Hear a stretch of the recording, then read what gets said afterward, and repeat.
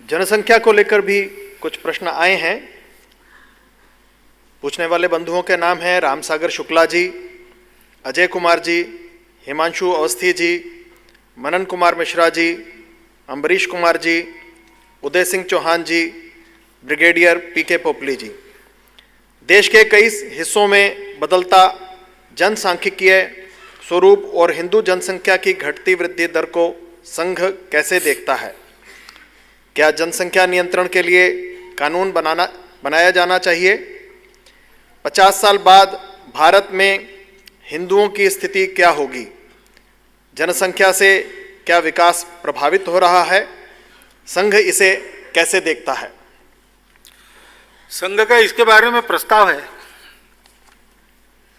उसी का वर्णन मैं करता हूं।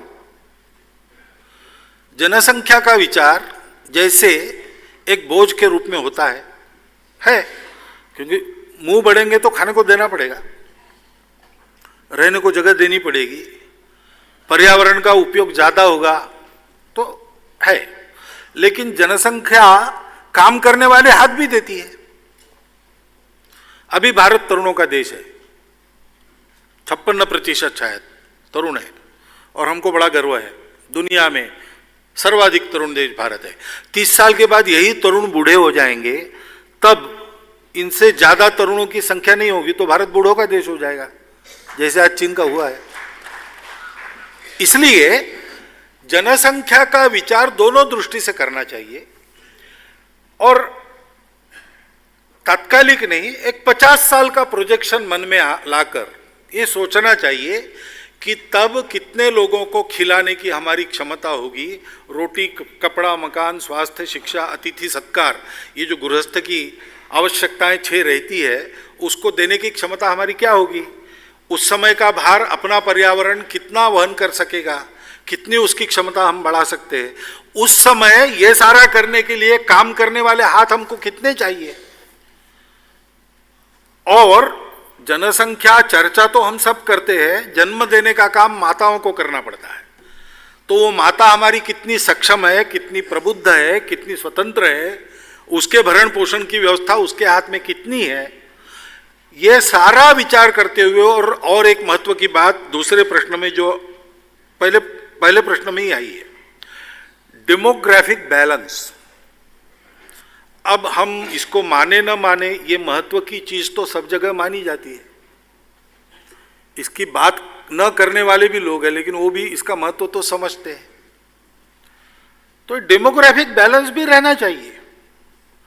इसको ध्यान में रखकर एक जनसंख्या के बारे में नीति हो।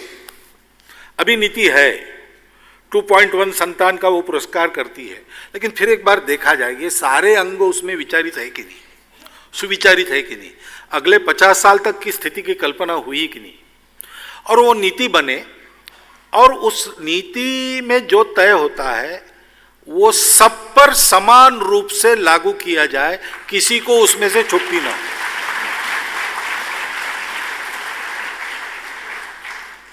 जहां समस्या है वहां पहले उपाय हो, यानी जहां बच्चों को पालन करने की क्षमता नहीं है लेकिन बहुत बच्चे हो रहे हैं, उनकी परवरिश ठीक नहीं होगी तो अच्छे नागरिक नहीं मिलेंगे, वहां पहले उपाय हो। जहां ऐसा नहीं है वहां लागू तो करना है सब पर, उन पर भी, लेकिन थोड़ा बाद में किया तो भी चलेगा। लेकिन ये कानून बनाकर लागू करने से स्वीकार करेंगे लोग, ऐसा नहीं है। मैं स्वयं 1 साल सरकारी नौकरी में था और फैमिली प्लानिंग कैंपेन का वो पीक था, तो हम सब किसी भी डिपार्टमेंट को हमको ये काम करना पड़ता था। तब गांव-गांव में जाकर मैंने इसके लिए प्रचार किया है और देहातियों के प्रश्न सब सुने हैं।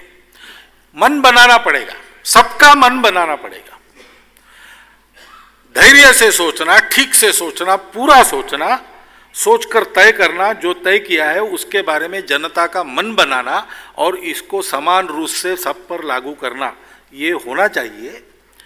उसके उपकारी होंगे, फायदे ही होंगे। और इसमें और एक बात ध्यान में रखनी चाहिए कि जन्म दर की एक बात है।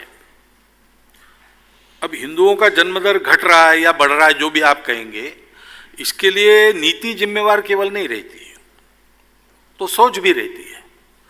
उचित सोच क्या हो परिवार में संतान, क्योंकि संतान कितनी ये केवल देश का प्रश्न नहीं, एक एक परिवार का भी प्रश्न है। तो उसका संतुलित विचार कैसे करना, इसका भी प्रशिक्षण समाज को मिलना चाहिए। लेकिन दूसरे दो बातें हैं, डेमोग्राफिक इम्बैलेंस मतांतरण के कारण भी होता है, घुसपैठ के कारण भी होता है। मतांतरण के बारे में मैं बोल चुका हूं। घुसपैठ ये सीधा सीधा अपने देश की संप्रभुता को आह्वान देने वाला विषय है, उसका कड़ाई से बंदोबस्त होना चाहिए।